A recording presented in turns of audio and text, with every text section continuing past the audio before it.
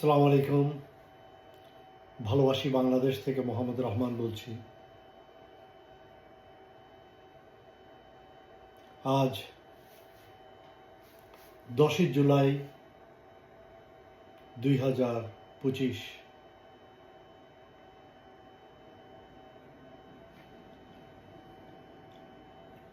এইখানে আমি বাংলাদেশের বর্তমান প্রেজেন্ট সিচুয়েশন এবং ভবিষ্যতের কিছু নিয়ে আলোচনা করব। বাংলাদেশে আমরা সবসময় আমাদের বর্তমান নিয়ে চিন্তা করি, ভবিষ্যতে আমাদের কি হবে, কোন দিকে আমাদের দেশ যাচ্ছে, বা কি দেশের কি বিপদ আসতে পারে, বা অগ্রগতি কিভাবে হতে পারে। আমরা আসলে ওগুলো নিয়ে খুব একটা মাথা ঘামাই না। বর্তমানে বাংলাদেশের এই জুলাই বিপ্লবের পর ডাক্তার ইউনূস সাহেব অনেক কিছু করেছেন, ভালো কাজ করেছে, কিন্তু ওনাকে কাজ করতে দেওয়া হচ্ছে না। কিন্তু ভালো কাজ করলেও তার মধ্যে আরেকটা জিনিস আছে, ডাক্তার ইউনূস সাহেব করেছেন উন্নতির কাজ। কিন্তু উন্নতি করে যদি আমরা পাহাড় সমান পরিমাণ সম্পদ জমাই এবং কোনো বন্যা এসে যে সেই সম্পদকে ধুয়ে মুছে নিয়ে সমুদ্রে ফেলে দেয়, তাইলে সেই উন্নতির কী লাভ?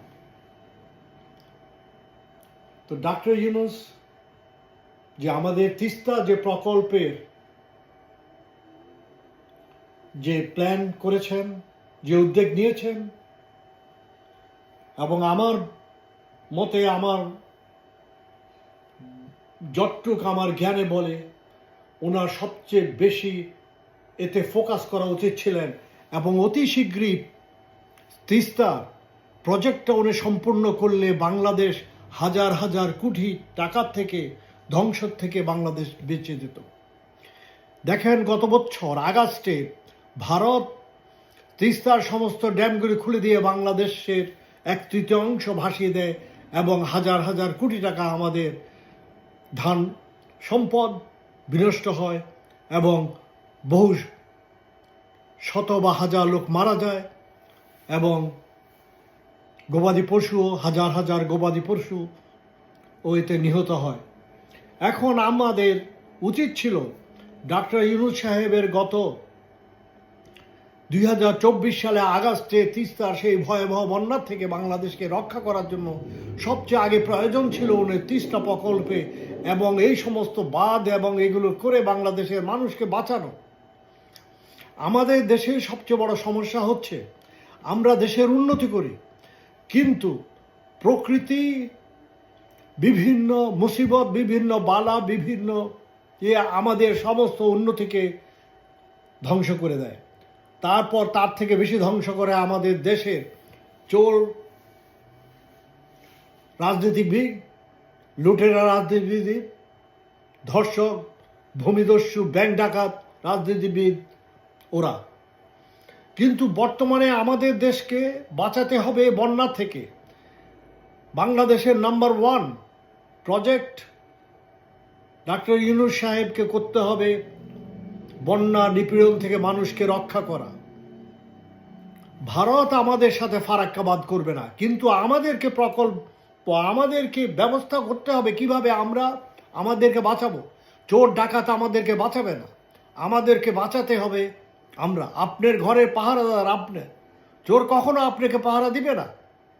তো আপনাকে এটা বুঝতে হবে, আপনার ঘরের দরজা, ঘরের ভিটি, যেখান দিয়ে চোর ডাকাত আসে, যেখান দিয়ে বিভিন্ন আপনাকে ঘরকে আপনি কিভাবে বাঁচাবেন, বেড়া দিবেন না কি করবেন, বেড়ার জায়গায় আয়রন গেট দিবেন এবং সিকিউরিটি মেনটেন করবেন, এগুলো আপনাকে আমাদেরকে এগুলো করতে হবে। তাই ডাক্তার ইউনূস সাহেব সংস্কার করতে থাকেন এবং বাংলাদেশের জনগণ আপনার পিছনে আছে। আমি বুঝলাম না কেন আপনি বারবার তাদের কাছে আপনি মাথা নত করেন, আপনি তাদের কাছে কেন সারেন্ডার করেন।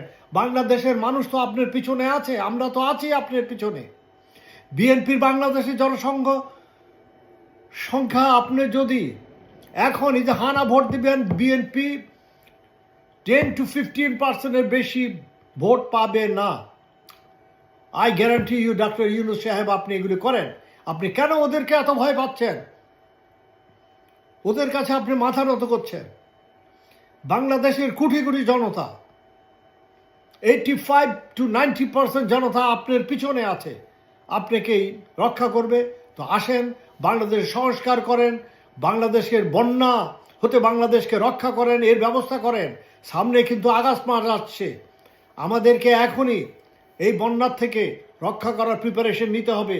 এই বলে আমি বাংলাদেশের সরকারের কাছে আবেদন করছি, আপনারা ইমিডিয়েটলি তার ব্যবস্থা করেন। কিন্তু যখন বন্যা এসে যাবে তখন তো আর সে কাজ হবে না, তখন তো খালি আপনাকে রিলিফের মাধ্যমে মানুষকে কিছু টাকা পয়সা দেবে নেই, কিন্তু তার সংস্কার করার দরকার। সংস্কার is number one priority for Bangladesh. Doctor Yunus, try to understand why you are scared of those idiots. মূর্খ, অশিক্ষিত বিএনপি, এরা তো ক্ষমতায় যেতে চায় চুরি ডাকাতি করার জন্য। আপনি কেন বুঝতে পারছেন না? আপনি কেন তাদেরকে সহযোগিতা করছেন?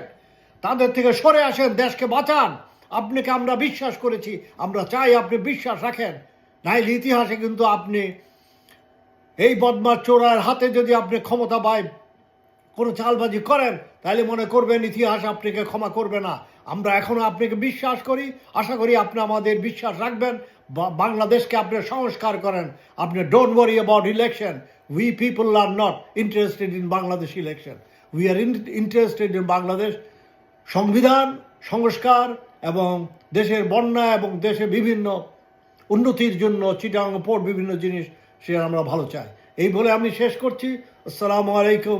মোহাম্মদ রহমান, ভালোবাসা বাংলাদেশ থেকে বলছি। ইনকিলাব জিন্দাবাদ।